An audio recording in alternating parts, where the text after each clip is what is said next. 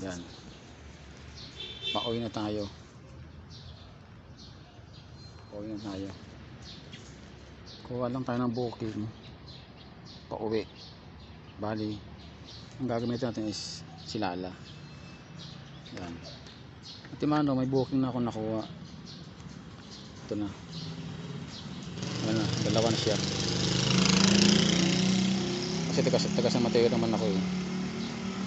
Yan, kinuha ko siya. Pauwi na yun.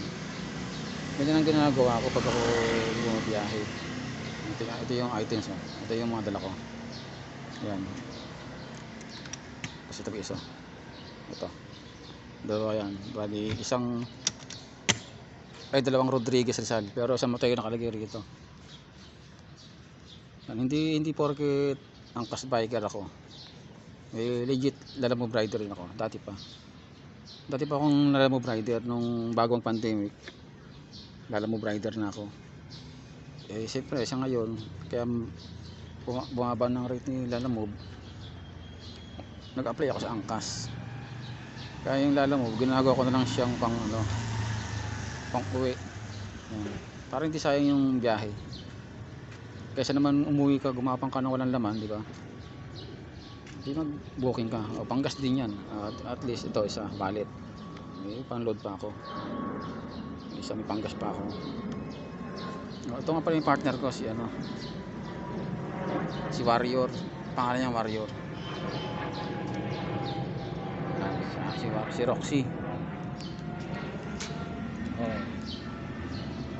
Banana rider ako ngayon. Ito yung sangkas ko.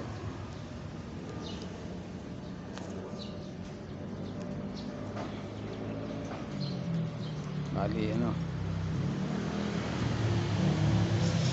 siya yung partner ko. Ito, nabasag na ng headlight ito. Naatrasan ako nun eh. Pero tsaka ako na yan naayusin pag natapos ko na siya.